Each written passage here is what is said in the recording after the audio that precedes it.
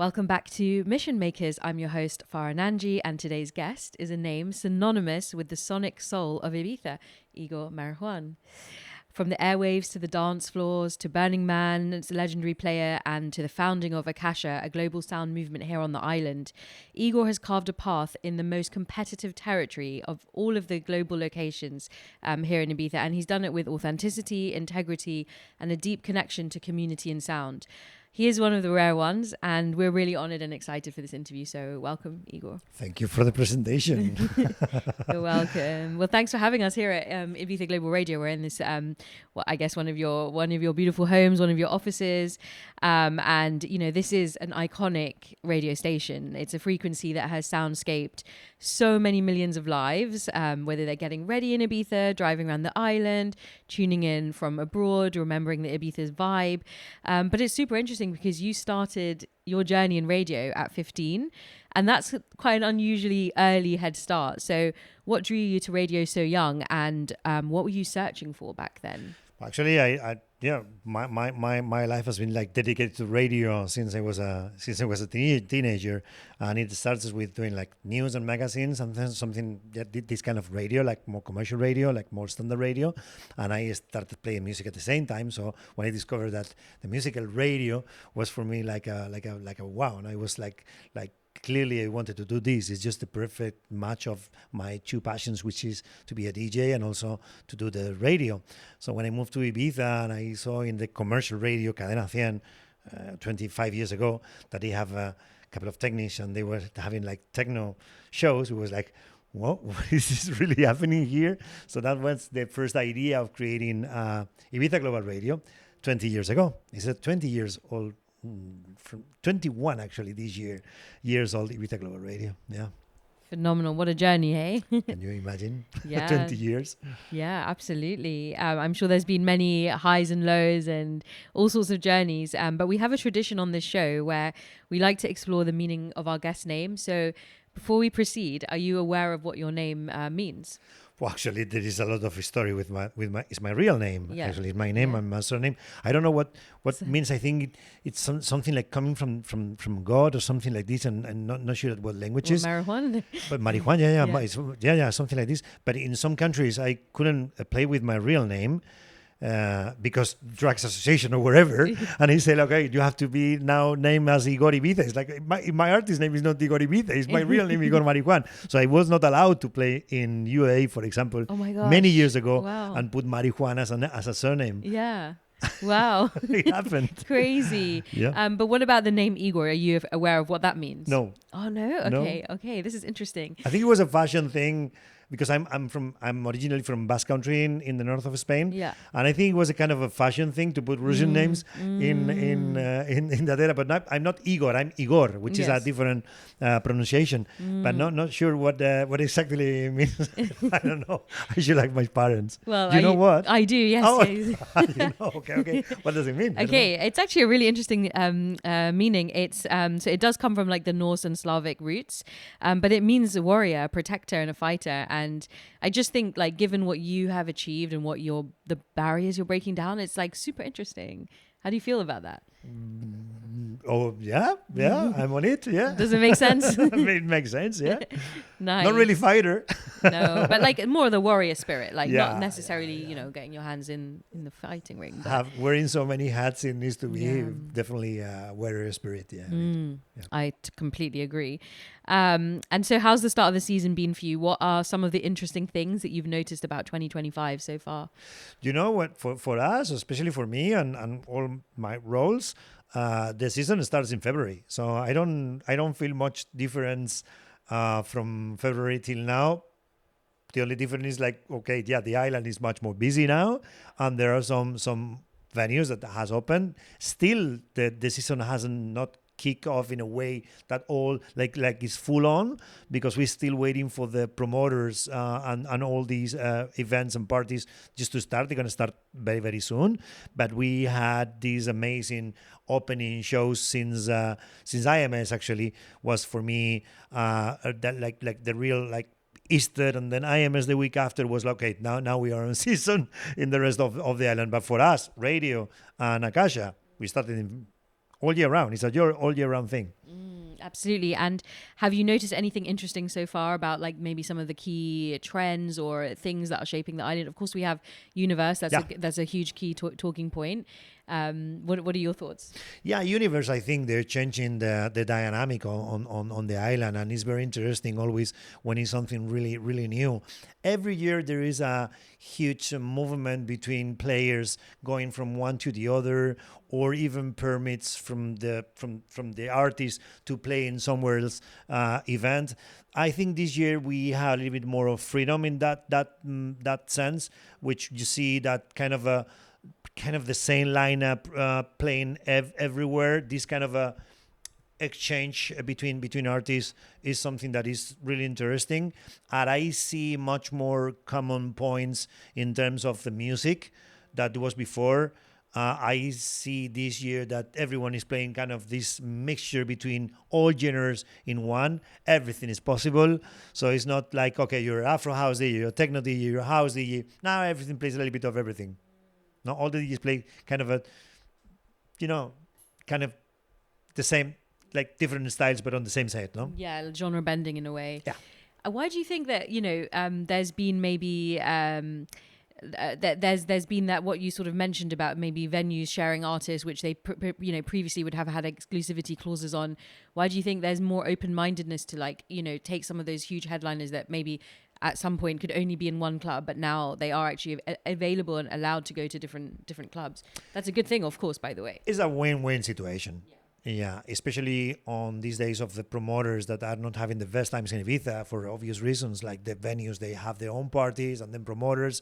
So I think is a natural, is a completely organic thing, and even the artists, they have relations with others. We don't have, they don't want to compete between each other. They're friends, and they want to play together. They play together everywhere in the world. Why not in Ibiza? No, it doesn't make sense not to do it.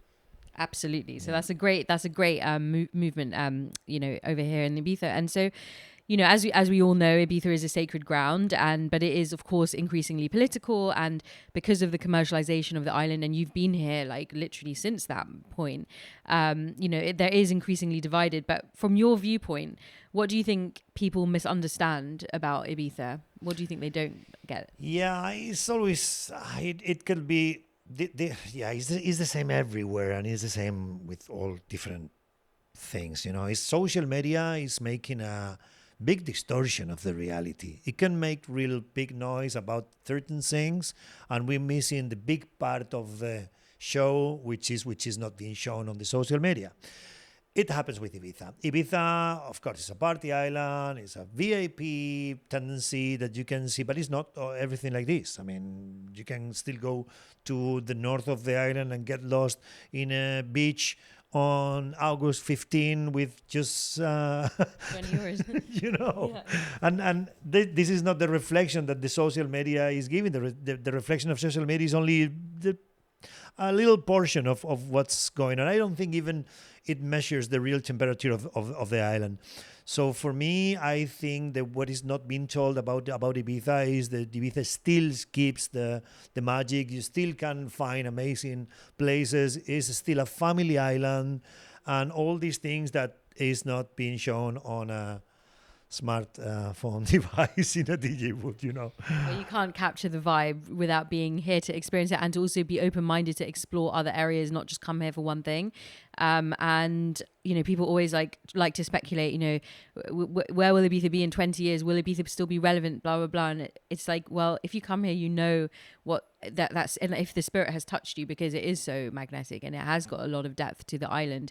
And there are so many people, who live here, like yourself, who live here all year round, who infuse that energy. And, that's not something that's just going to disappear overnight. You know what?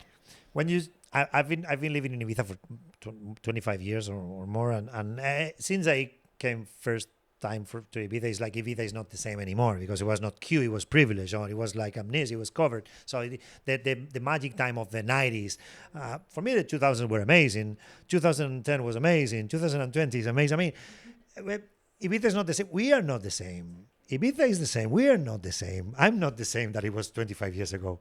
Believe me, I'm not the same. But no one of us. We are the same. We're looking for the same things, and we're like enjoying like different, completely different aspects of the island. So I think for the new generation that is coming to Ibiza is as same powerful and surprising that it was for me 25 years ago. So we are not Absolutely. the same. Yeah, exactly. If you're coming in with fresh eyes, I mean, how mind blowing would this island be It to you, is. right? It is. You know, and now there's even more things to explore, and so yeah, I absolutely agree.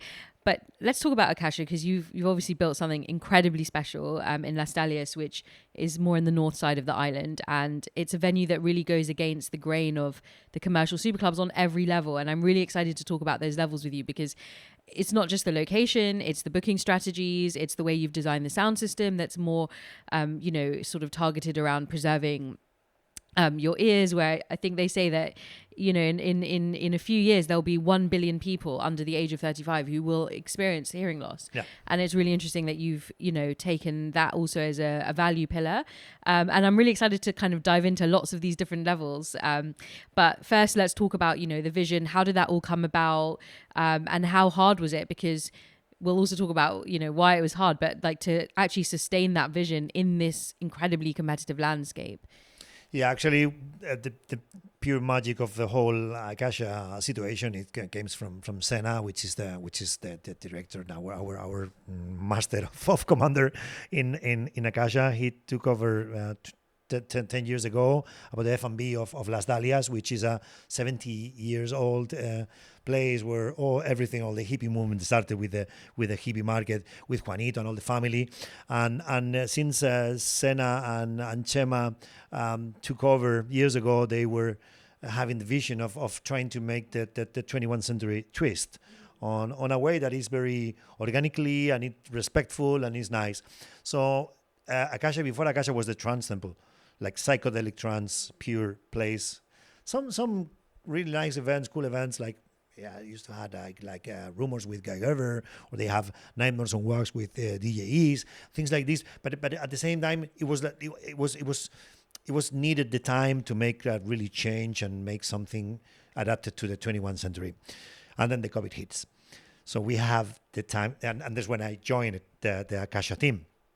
And we had the time to prepare everything without any rush and with really clear understanding of what's going to happen right after COVID, with a completely new island and a new entertainment world coming to Ibiza. I think this is the perfect time for starting something new.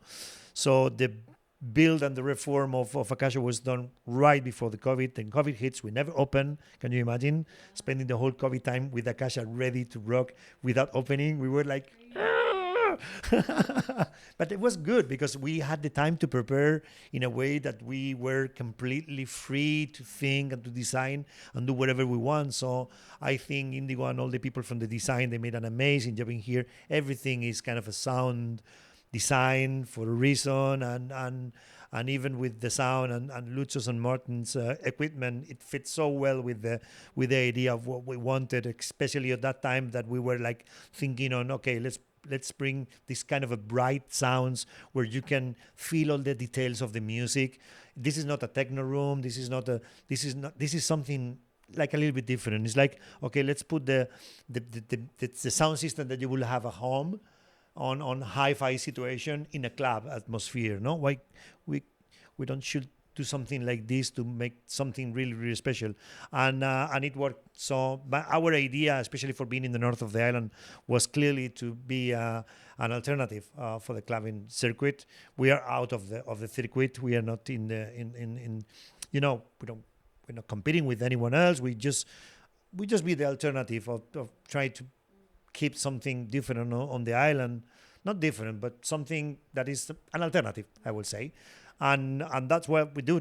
We did this in terms of creating music, the style, the DJs we invite, the way we work together. We created we had an amazing team with Shams, with Senna, with Anita, with all the people involved in there. Is Mel, everyone is so part of the family, and we enjoy so much our job. We love what we do, and I think this is a clear reflection of what we're having. Absolutely. I mean, like, hats off to you guys for bringing that vision to life. And like, what a blessing to have that time to really go deep into the design thinking and really take your time to bring it alive. And I'm sure when you're in that club, like you probably remember those moments where it was the pandemic and it was uncertain, like when will we be able to really enjoy this space, When and how? and how, yeah. The key question. Well, we do now. Absolutely. And a lot of people in this industry, I think we all sort of agree more or less on what's wrong. It's the obvious stuff, because the numbers don't lie, right? And we always talk about, the desire for more equal opportunities for emerging talent and female and non-binary artists. But not many people actually do anything major in their own personal spheres of influence to actually make that change happen. And I feel like you've taken these barriers by the horns and you've just like torn them down. And it's undeniably, I mean, to do it in Ibiza is like, I know our listeners are quite familiar with the clubbing landscape, but if you're not, I mean, this is the most competitive landscape to do it in for so many reasons, in my opinion. But Yeah, you're totally right. You're totally right. so a lot of people, especially because the club, for context, is a smaller, much more boutique club. It's not your 1,000 capacity sort of venue, and so just the pure economics of it all, also, at the end, it always does come down to a bottom line. And that's also why many people have this excuse of they can't book an emerging talent, they can't book, XYZ. But, tell me about this all. Like, how did you manage to negotiate and strategize? And, because there's, as you mentioned, like all these headliners, they're coming to these clubs, they might have had exclusivity clauses, they're charging 5 figures. How have you done it, Igor? It's not easy, and it's part of the whole vision of making this possible. It's like when someone takes advantage of something, it's when it's not equilibrated, and in that way, for us, our drinks are affordable. We try to make as much free entrance as possible. On Sundays, we're running an amazing party for 1,000 people that gets in for free, and we invite them to go for free inside the party you play. It's like, so there is a clear economics where we just share what we got. So, but we don't want to play the game in a way that it goes against our ethos. We're not a place for charging more. I don't think we belong to this, but luckily we are out of the circuit, so we are not competing with the others. We are not in this part of the competitive market, so we need to be treated completely different on every aspects, from the professionalism of making the advancing, which is kind of a more like, hey, can we, in the way we negotiate, like, okay, maybe we cannot provide you the ground. Can you just take a taxi and come here because we are a small team. So we try to be very honest of what we are. We're not trying to, when we receive the riders of the big DJs, for example, it's like, it's possible to make it the other way, that you came to Akasha and you see how you feel, or whatever you need, just let us know. So we try to make it, which is pretty difficult with the agencies, to be honest, because they are just numbers and okay, you're just one more. But luckily, the personal relation with the artists and with the agencies these days, they understand what is Ibiza.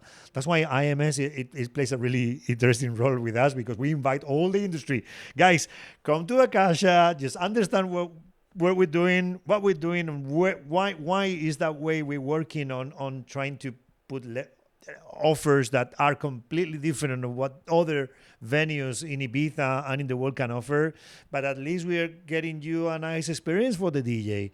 Maybe the DJ these days, some of the DJs, they are a little bit disconnected with the crowd. They play only festivals, they only play peak times, they don't do warm-ups, so they don't do the closing set, and they love it to do it. It's like, from a DJ perspective, where you're doing the open, let's talk about big DJs. You get the chance to get the people arriving and saying you hello and getting the eye contact and hanging out a little bit with them. The DJ booth of Akasha is in the center of the space. It's surrounded by the dance floor. So this feeling is something that lot of these are missing these days, which is a proper disconnection with the crowd. You come, play, ta ta ta ta, and go. No, it's you're missing the the fun part of it. And I think we trying to make the experience a little bit more fun and real for the DJs. Oh, absolutely. And I totally felt that when I played, and by the way, thank you so much for having me to play, it was just like, I love Akasha. I love everything. But you see, for understanding the real dynamic of Akasha, it's the much better is like, you come, you play, and you experience, and you feel it, no? Yeah. It's the best way, is just feeling it. No? Absolutely. And exactly, it's like that 360 immersion, and it's just so beautiful because like you are on a much, like you're not, in this huge stage where you cannot even like speak to somebody. It's much more intimate, much more organic. But what I really love and what really stands out to me out of all of everything that what you said is that, there's a lot of, everybody wants to make it in Ibiza, all venues, promoters, agents, artists, of course. But everybody wants to come to this island, and this island, obviously what it's seen for these 20 years, everybody wants to take from this island, but what are they giving back to this island? It cannot just be, I come here, I'm the biggest DJ in the world, I'm going to charge 30,000 euros to play here.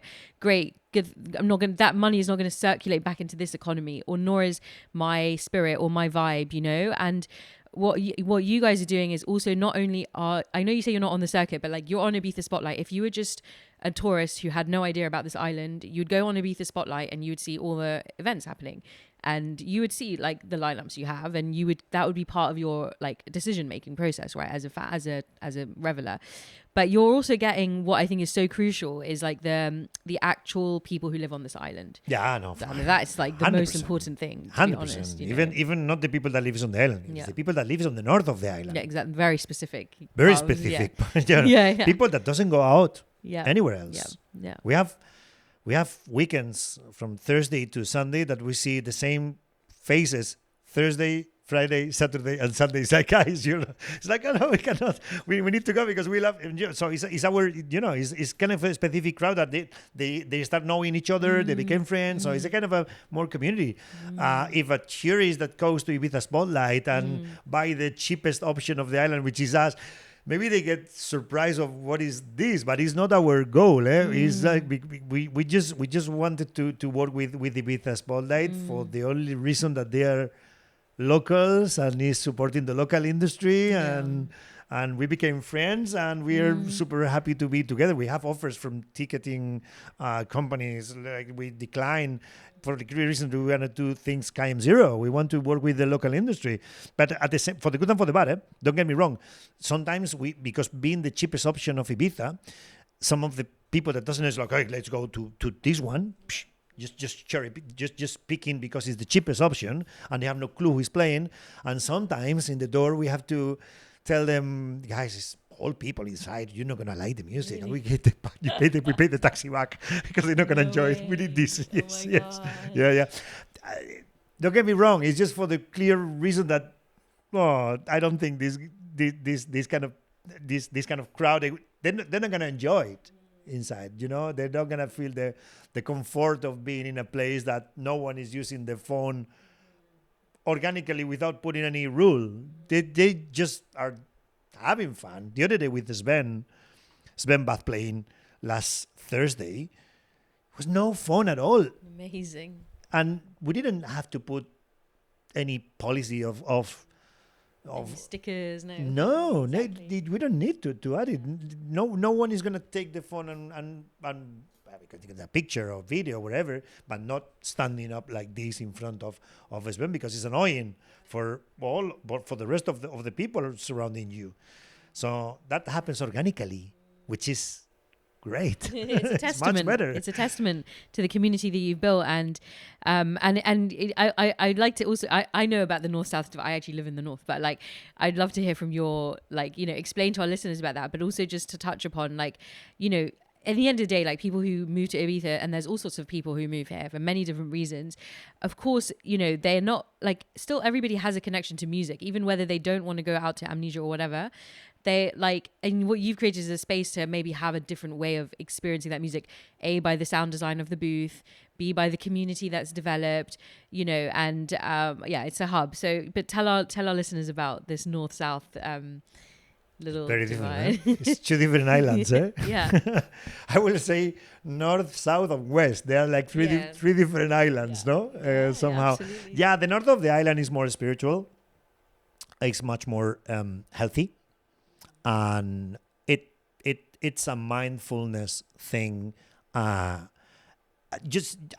not very a person like kind of energies and that kind of thing, but you can feel that the energy is completely different from Santa Gertrudis to the north. That even Santo Eulalia, San Carlos, and all these San Miguel, the whole area in there is such an amazing community living there, doing beautiful things, getting together on the same spots, and it's very very very special. South of the island is a completely different story. It's yeah, it's a completely different story. It's much more into connection with other cities or much more city activity, a little bit more posh, I will say, and west of the island is people that want to get like very far from, and they don't go that much to Ibiza town anymore. I mean, it's very important. In my 25 years living here, I've been living in the west, in the south, and in the north.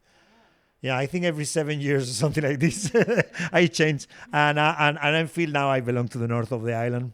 If you want to hear the rest of our conversation, then head over to Spotify, Apple, or wherever else you get your podcasts.